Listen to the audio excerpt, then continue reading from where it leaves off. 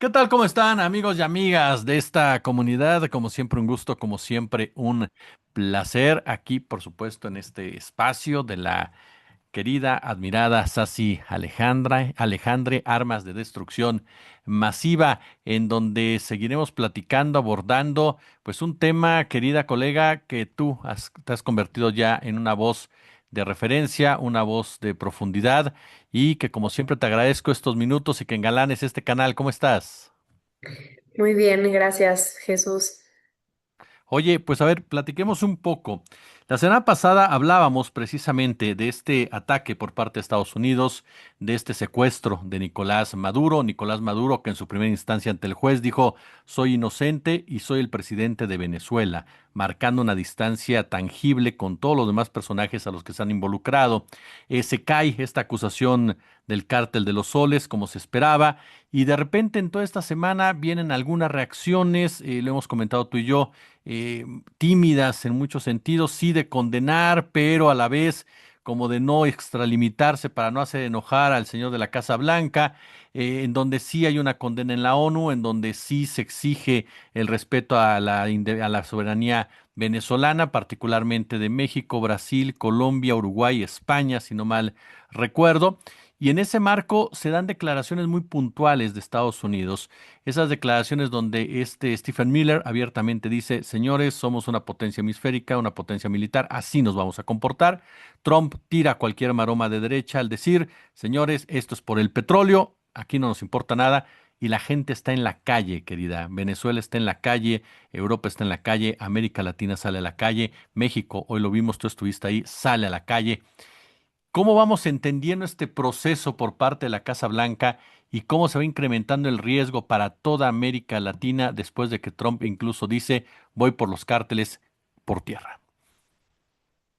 Bueno, yo creo que lo primero es tomar en cuenta de dónde viene esta doctrina de seguridad nacional, que es la que ahora reclama Trump, el llamado corolario Trump, que es su nueva doctrina de seguridad nacional, y que viene después de que hayamos normalizado no solo las variaciones de esta doctrina nacional, sino la génesis de esta, que es la doctrina Monroe y que incluso Donald Trump recalca como tal y rememora como la verdadera cuna de lo que era el ahora proclama. Y bueno, la doctrina Monroe es muy interesante recordarla en su momento, porque si bien ahora hay quienes defienden las acciones de Trump y de Estados Unidos como una manera de salvarnos de nuestro subdesarrollo, de nuestra llamada condena a los gobiernos caudillistas o populistas y que Trump de alguna manera va a ser la gran panacea para todos nuestros males, pues ahora tenemos muy claro que la doctrina Monroe es como una doctrina imperialista y colonialista que busca hacerse con todo nuestro continente para Estados Unidos. Y sin embargo, cuando volteamos a ver a la génesis de esta doctrina, había unas posturas contrapuestas muy similares a las que vemos hoy.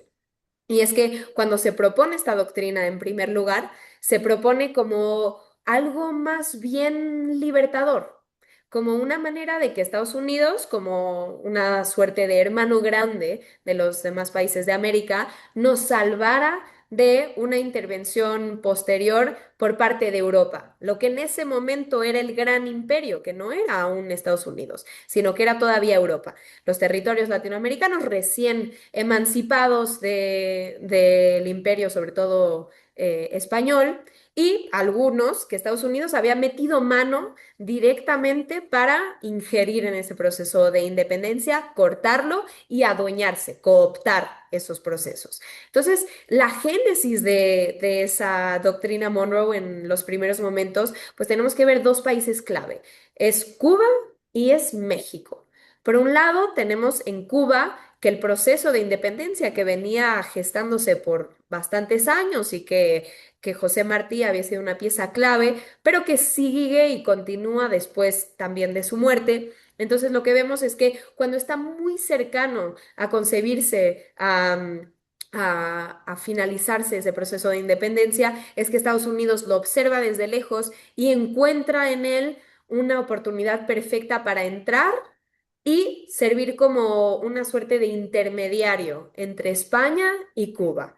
Entonces, cuando Cuba se estaba independizando de España, es que entre Estados Unidos manda sus buques y entonces idea una operación, ¿no? Muy anterior a la génesis de la CIA y de esta supremacía de inteligencia estadounidense, es que idean esta operación en donde iban a ellos mismos atacar un buque propio acusando a España de ese ataque para entonces justificar su injerencia y su intermediación cada vez más belicista en ese proceso de independencia cubana. Entonces, eso se conoce como el acorazado Maine, que es cuando atacan un buque propio acusando a España. Y ahí es cuando consolidan. Esa es una de las primeras invasiones que se perpetran en territorio latinoamericano.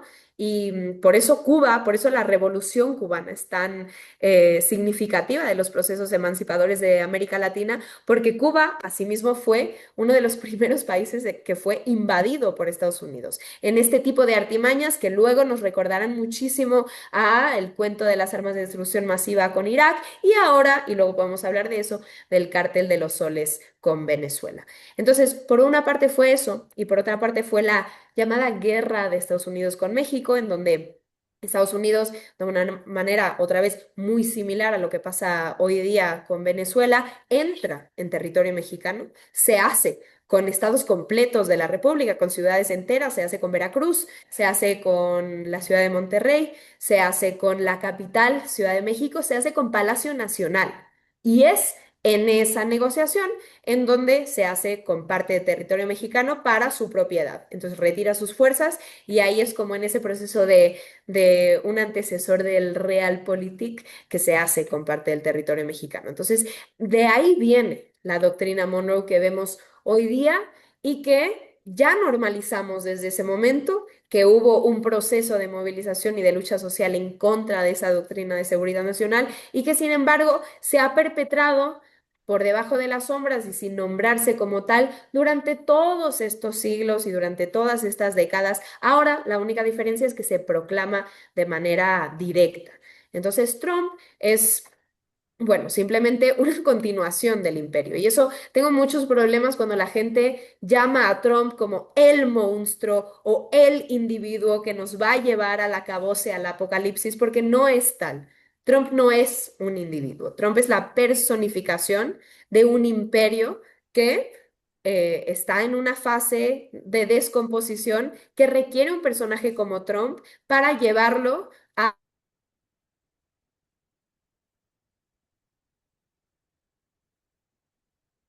del imperio estadounidense y del imperialismo es que Estados Unidos como imperio triunfa más mientras más decadente es, mientras más putrefacto está, es cuando se puede regocijar más en su verdadera naturaleza, que es ahora. O sea, al final tenemos que tener en cuenta que había requerido un tamaño de fuerza, no solo militar, sino económica, mediática, política, para construir una especie de carcasa alrededor de todas las intenciones reales de ese imperio, para disfrazarlas de operaciones democratizadoras, humanitarias, que ahora no es necesario. Entonces, toda esa fuerza, cuando vimos hace unos meses, hace ya un año, que Trump supuestamente cerró las oficinas del USAID, bueno, lo que verdaderamente vimos no es que cesara ese tipo de operativos de guerra psicológica, de coerción a punta de ayuda humanitaria, de apoyo a ONGs, de manufactura de una narrativa cultural, sino que simplemente se cambian de nombre y se pierde el objetivo de intentar enmascarar a costa de todo las operaciones injerencistas e imperialistas del imperio.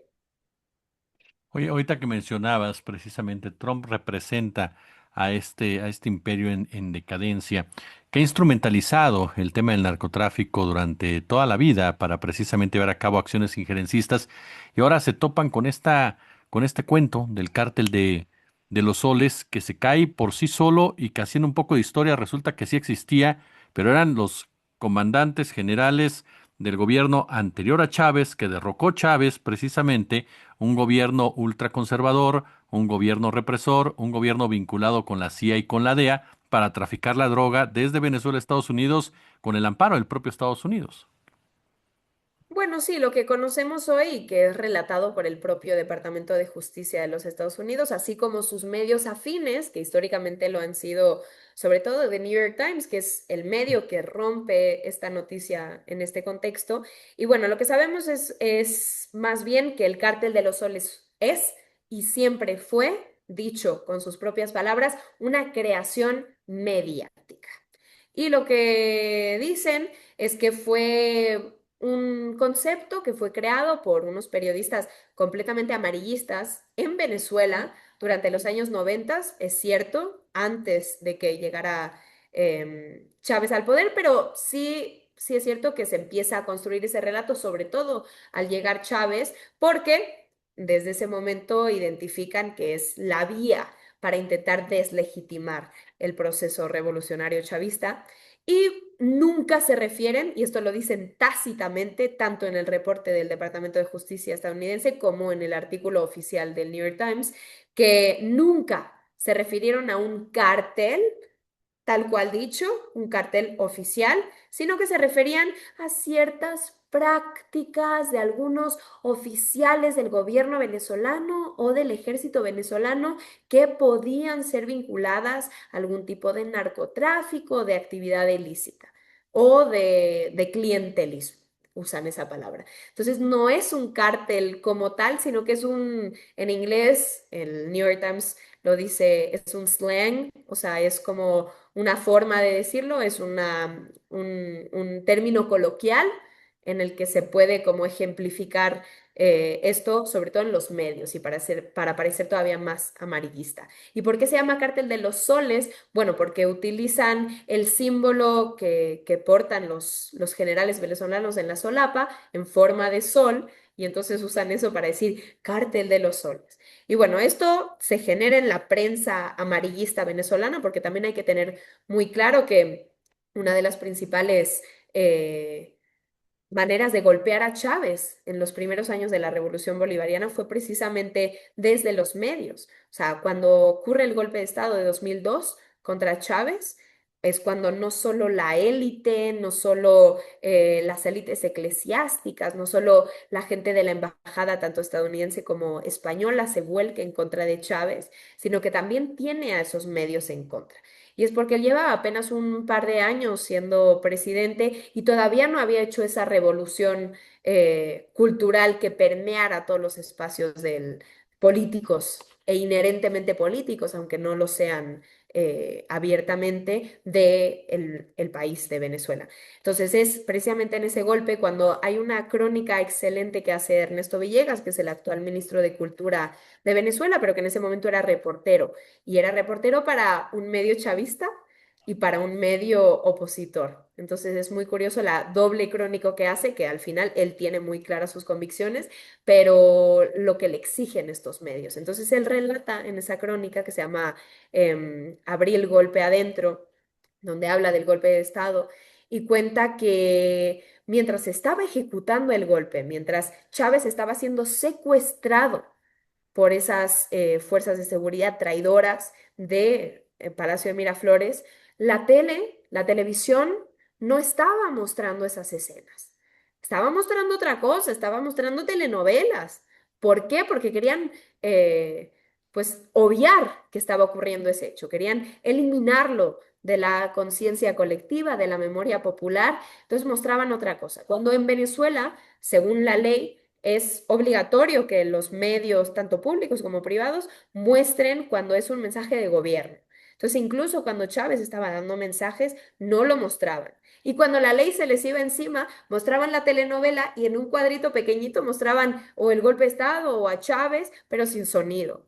O sea, tenemos que tener muy en claro el poder de los medios de comunicación en Venezuela en el tiempo en el que se gesta ese concepto falso que es el Cártel de los Soles. Entonces, de ahí, de ese poder mediático venezolano que estaba directamente ligado a esas oligarquías petroleras que habían dirigido el país, no solo con Carlos Andrés Pérez, sino con todas las dictaduras militares que vinieron antes, pues ese legado que dejan los medios amarillistas y oligárquicos de Venezuela es el que trasladan a Estados Unidos, claro está, porque es su amo del norte.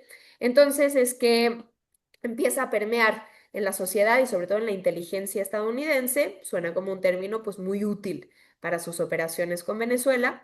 Y para ese momento ya estaba Chávez, es después del golpe de 2002 que se radicaliza, que se vuelve el Chávez que conocemos. ¿Por qué? Porque el proceso, porque el propio golpe, porque la reacción imperialista es lo que lo radicaliza, lo que lo concientiza sobre la necesidad de un proceso radical que le haga frente a ese asedio. Entonces es así que años después, muchos años después, cuando llega Trump a la presidencia y después de que Obama ya hubiera declarado a Venezuela como una amenaza inusual, entonces es que le monta la alfombra roja para que cuando llegue Trump a la presidencia empiece a captar estos conceptos y los empieza a popularizar dentro del léxico estadounidense. Entonces de pronto te encuentras con que en Estados Unidos ya se habla del cártel de los soles, de Maduro. Esto es partiendo de que desde la revolución bolivariana, desde la primera vez que Chávez gana unas elecciones constitucionales, democráticas, se empieza a buscar mil y un maneras para desprestigiarlo, para derrocarlo.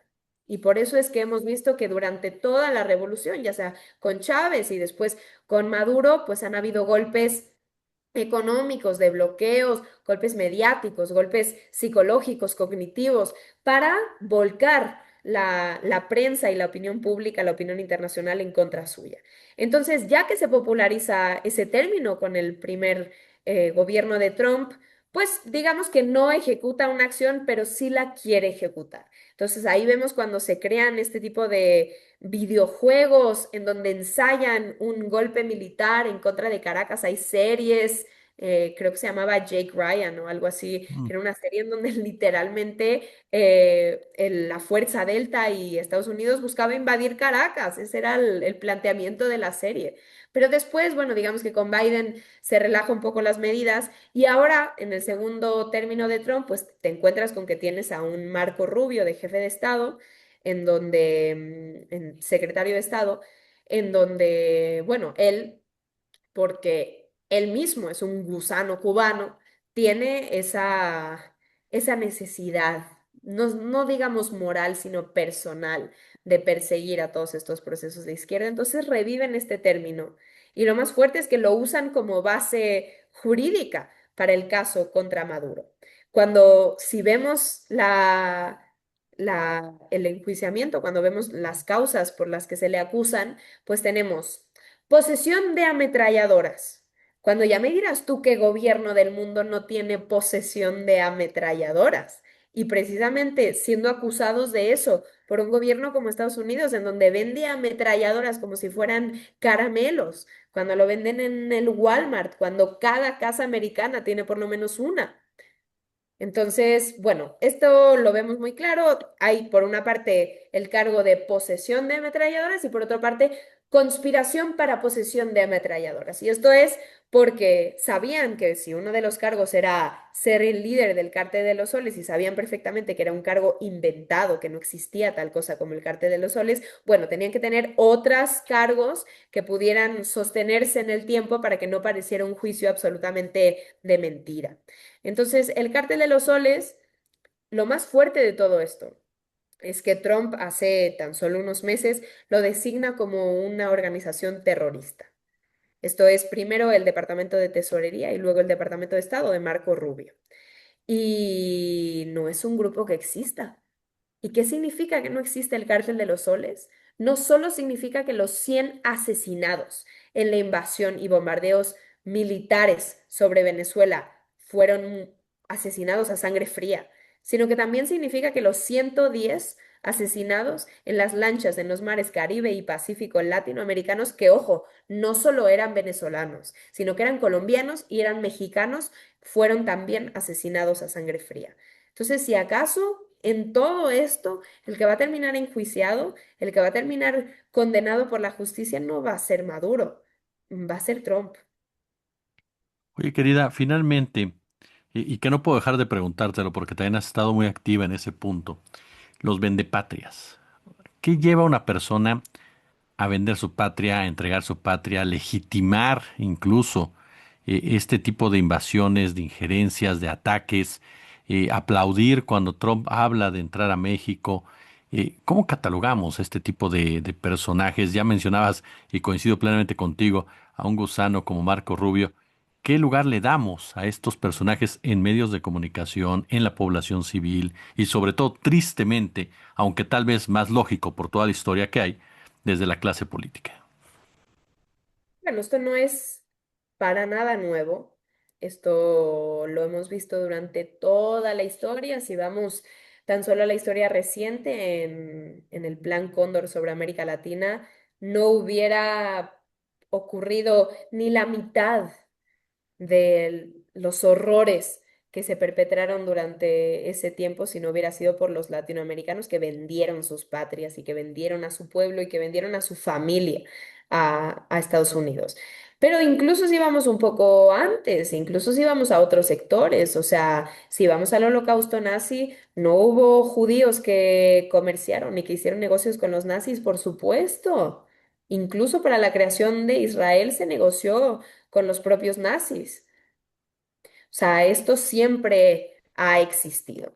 Entonces, bueno, lo que vemos es que hoy en México, en Venezuela, en Colombia, pero yo diría que lo más preocupante, y ahora nos puede parecer que los venezolanos en redes sociales, los venezolanos que viven en Miami o en Madrid o en Polanco, son muy vehementes en redes sociales y los escuchamos mucho, pero ellos no están en Venezuela. Ellos nunca se van a enterar del sonido de un misil rompiéndote el tímpano. Ellos están muy cómodos en su casa extranjera, pero el caso es mucho más peligroso cuando hablamos de México y cuando hablamos de Colombia, porque en Venezuela todos, incluso los opositores, están en contra de una invasión militar. Y claro, eso es lo lógico de decir cuando ya te enteraste cómo suena un misil, cómo se destruyen hogares, cómo tú, siendo chavista, opositor o lo que tú quieras, puedes ser el siguiente de esos bombardeos.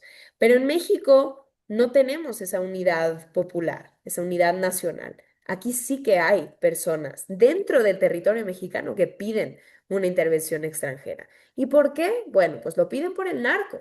Y es que precisamente de eso se aprovecha Estados Unidos. Obviamente que un país sin aflicciones, un país sin dolores, es impenetrable. Pero un país que tiene por lo menos algún tipo de descontento germinándose entre la población, pues oficialmente es un país intervenible. Y en México tenemos el tema del narcotráfico y de la inseguridad, un tema que obviamente y a raíz y a luces, a todas luces, es un tema ocasionado por el propio Estados Unidos. Y es que no nos podemos ir a la prehistoria, nos podemos ir al Pleistoceno, en donde literalmente Estados Unidos, y lo hemos hablado muchas veces tú y yo, en la guerra de secesión es cuando Estados Unidos necesita un medicamento para el dolor, para darle a sus soldados y enviciarlos y curarlos y mandarlos a la guerra otra vez. Entonces necesita de esa morfina derivada del opio, se pelea con India, ya no lo puede obtener de ahí, entonces es perfecto el territorio mexicano para obligar o convencer a los campesinos para que planten esas amapolas y de ahí derivar su morfina. Eso, claro, se mantiene durante todas las guerras de Estados Unidos. Nos podemos ir hasta allá, pero nos podemos ir a lo más cercano. O sea, Estados Unidos, ¿qué pasó con el Mayo Zambada? Con el Mayo Zambada ocurrió el hecho antecesor directo de lo que ocurrió con el secuestro del presidente constitucional Nicolás Maduro Moros. ¿Por qué? Porque Estados Unidos entra ilegalmente en territorio mexicano, lo vulnera, viola la soberanía mexicana para secuestrar al Mayo Zambada. Claro, nadie protestó en ese momento porque es un narcotraficante. pero no vamos a hablar de cómo entró en territorio mexicano ilegalmente para secuestrarlo. Lo secuestró aquí y ahí no paró la historia. Lo secuestra, se lo lleva a su país. ¿Y qué hace después? Que monta el relato mediático diciendo que los chapitos lo entregaron a la justicia estadounidense. ¿Para qué hace eso? Bueno, pues por un método muy claro, que es para enfrentar a los dos bandos y crear un acabose en el país. Estados Unidos quiere la inseguridad de México, quiere la proliferación del narcotráfico en México. ¿Por qué? Porque así es más fácil intervenir. ¿Qué dijo en su última declaración anoche? Dijo que iba a intervenir en México, que iba a entrar en tierra mexicana, en territorio mexicano, porque Claudia no gobierna, gobiernan los narcos. ¿Y qué dice la gente vende patrias? Bueno, que sí, que adelante, que se lleve a los narcotraficantes. Bueno, que no nos damos cuenta, por ejemplo, en el caso de Venezuela. Es un narcoestado Venezuela, cuando la propia ONU ha dicho que ni siquiera el 5% de las drogas que suben hasta Estados Unidos vienen de Venezuela, que es un territorio absolutamente libre de fentanilo, que es de lo que se le acusa a Nicolás Maduro de traficar. Cuando, ¿quiénes son los que invadieron Venezuela? El Comando Delta, las fuerzas Delta. ¿Y de dónde provienen las fuerzas Delta? Pues de Fort Bragg. ¿Y qué hemos dicho? 100.000 y un veces de Fort Bragg, que ahí viene el mayor cártel de drogas en Estados Unidos. El cártel de Fort Bragg, que así lo podemos nombrar, es, bueno, una base militar en donde no solo entrenan las fuerzas Delta, sino también las Boinas Verdes, que son los comandos secretos especializados de contraterrorismo. Y eso es clave. Esas mismas fuerzas son las que entraron a México por vía de Calderón para la guerra contra el narco, las que apoyaron la guerra contra las drogas de Nixon, las que entrenaron a los paramilitares genocidas en Colombia. Esas fuerzas Delta son los narcotraficantes y lo han aceptado los propios elementos de esas fuerzas que en su base militar se trafican drogas. ¿Quiénes son los narcotraficantes? ¿Maduro o las fuerzas que lo invadieron y lo secuestraron? Oye, es así, ¿qué pasó en la manifestación de hoy aquí en la Ciudad de México?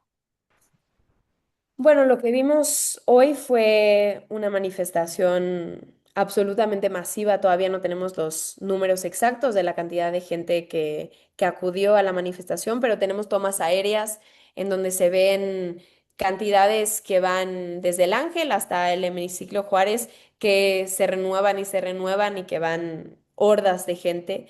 Y bueno, fue una convocatoria absolutamente orgánica de los movimientos sociales y que oficialmente podemos decir es una de las convocatorias más grandes que no ha venido por parte ni del partido, ni de Morena, ni de la presidenta, que ha sido convocada absolutamente por movimientos sociales y por grupos populares que se han querido manifestar, y esto es clave, en México, en un país en donde desde el PRI nos han intentado separar de América Latina, separar no solo nuestra historia, nuestra memoria, sino también nuestro destino y que ahora no solo nos reivindicamos como orgullosamente mexicanos, sino como orgullosamente latinoamericanos. Y mientras que ni el partido en el gobierno, ni tampoco las organizaciones ni mediáticas, ni tampoco estas fuerzas que manejan la narrativa nos han querido vincular a lo que pasa en América Latina, pues el pueblo reconoce que sí, el pueblo reconoce que tanto las victorias que han tenido los procesos en América Latina también son nuestras, pero también las amenazas que se perpetran hoy contra países de nuestra América, pues también lo son contra nosotros. Y ya ni siquiera es una interpretación nuestra, sino que Trump lo ha dicho frontalmente. Trump ha dicho que lo que hoy hace en Venezuela lo planea hacer contra México y ha dicho frontalmente que planea ataques terrestres sobre el país. Entonces, hoy nace una convocatoria de miles y miles de gente que plagan a México otra vez de ese fervor antiimperialista que lo vimos en el 68, que lo vimos durante el Plan Cóndor, que se nos dice aquí fue un territorio libre de dictaduras militares, como en el Cono Sur, y sin embargo tuvimos un gobierno absolutamente dictatorial, tuvimos desapariciones forzadas, tuvimos vuelos de la muerte, tuvimos centros de tortura, tuvimos guerrillas, tuvimos resistencia a ese sistema dictatorial y hoy volvemos a ver esa resistencia. Entonces, todo ese relato de que hay una fuerza, un monstruo que es Trump y que es un imperio en decadencia, que muere matando y que no tiene resistencia, pues es absolutamente falso porque aquí hay resistencia y hoy la vimos y hoy la palpamos y va a seguir en pie. Y si algo le podemos demostrar a Trump y si algo le ha demostrado la historia y le demuestra la táctica y la estrategia actual, es que como en Venezuela, la única forma de resistencia, el único obstáculo que tiene para invadir el territorio de lleno es un pueblo movilizado. Y aquí lo tiene. Aquí lo tiene que no solo representa a un apoyo a México y a un apoyo al gobierno, que obviamente que lo es, pero también es un apoyo a la soberanía de toda la región. Que si Trump quiere hacer la suya, pues va a tener mucho pueblo de frente que le haga resistencia. Mi querida admirada Sasia Alejandre, como siempre, de verdad es un gusto aprender de ti, escucharte aquí en tu espacio de armas de destrucción masiva. Yo como siempre te lo agradezco. Muchas gracias. No, muchas gracias a ti, Jesús.